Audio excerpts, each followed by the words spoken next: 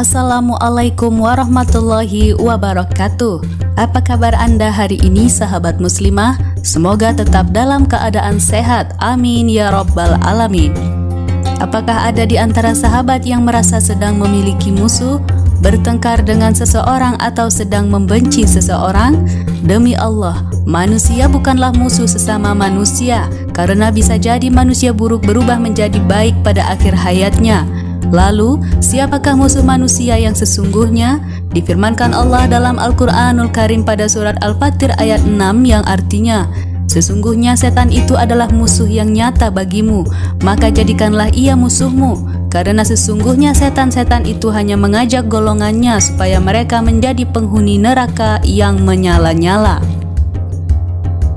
Sahabat muslimah, sesungguhnya musuh kita adalah iblis dan keturunannya yang sudah bertekad akan menjerumuskan anak cucu Adam sampai hari kiamat tiba. Mereka melakukan berbagai macam cara agar manusia tersesat dan menjadi golongan mereka kelak menghuni neraka. Perilaku mereka dalam menyesatkan manusia itulah yang disebut setan.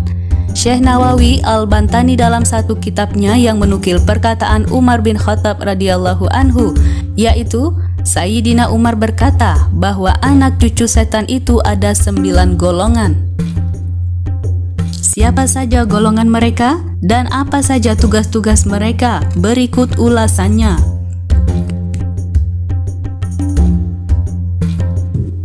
Yang pertama ada setan Zalaitun. Sebagian ulama mengatakannya Zalanbur. Setan ini adalah penguasa pasar dan pusat perbelanjaan. Bisikannya menyebabkan para pedagang berani bersumpah palsu atas dagangannya, berani mengurangi timbangan dan melakukan kecurangan lainnya. Sementara pembeli ingin terus berbelanja tanpa mengenal waktu. Yang kedua, setan Watsin. Sebagian ulama juga mengatakan setan Tabar. Setan ini adalah penguasa musibah. Maka sering kita melihat banyak kejadian orang menjerit-jerit dan meronta-ronta ketika mendapat musibah. Bahkan tidak jarang seseorang bunuh diri ketika merasa dirinya tidak kuat mendapat cobaan. Disitulah Watsin bertepuk tangan karena godaannya berhasil membuat manusia menjauh dari sabar. Yang ketiga, setan A'wan atau A'war adalah setan penguasa para raja, pemerintah, pejabat, wakil rakyat, dan pemimpin. Maka jika ada pemimpin yang tidak amanah dan zalim, semua itu adalah keberhasilan kerja daripada setan A'wan. Yang keempat, setan Hafaf adalah setan penguasa minuman. Hafaf senantiasa berbisik di telinga manusia supaya kita dapat mencicipi minuman-minuman yang memabukkan, membuat para peminum menjadi mabuk. Setelah mabuk hilanglah kesadaran dan akhirnya dengan mudah melakukan hal-hal maksiat yang lebih besar. Yang kelima, setan Murrah merupakan setan penguasa seruling, dalam artian menguasai alat-alat musik. Maka jika ada seseorang yang terlena dengan memainkan alat musik hingga lupa waktu sehingga meninggalkan sholat dan ibadah lainnya, maka sungguh ia telah terkena tipu daya setan Murrah. Yang keenam, setan Lakus. Setan ini selalu menjerumuskan seorang laki-laki dan perempuan untuk berbuat zina, baik zina mata maupun zina yang lebih besar. Yang ketujuh, setan Masud adalah setan penguasa berita. Dia akan membisikkan manusia untuk terus menebarkan isu-isu dan berita-berita yang tidak benar atau kabar bohong. Yang kedelapan adalah setan Dasim. Setan ini adalah penguasa rumah, maka sesungguhnya di dalam rumah kita terdapat setan Dasim yang sedang berkeliaran. Setan ini selalu mengganggu keharmonisan rumah tangga seseorang. Jika keluarga tidak bisa mengontrol diri dari godaannya, maka timbullah pertengkaran hingga perceraian.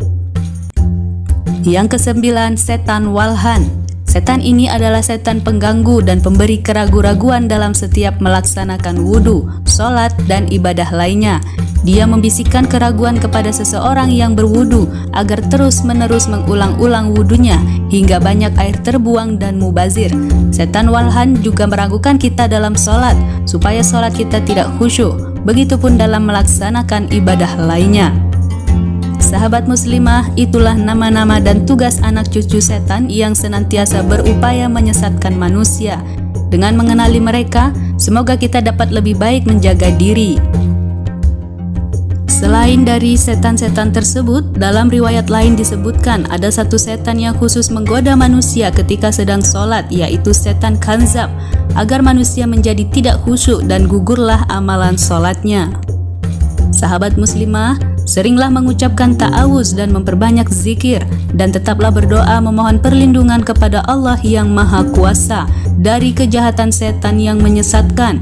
Beberapa doa mohon perlindungan terdapat dalam Al-Quran, diantaranya pada surat Al-Mu'minun ayat 97 hingga 98 dan surat An-Nas ayat 1 hingga 6. Sahabat muslimah, demikianlah ulasan tentang anak cucu setan beserta tugasnya. Bantu tekan subscribe untuk mendukung siar Islam bersama kami. Semoga bermanfaat. Wassalamualaikum warahmatullahi wabarakatuh.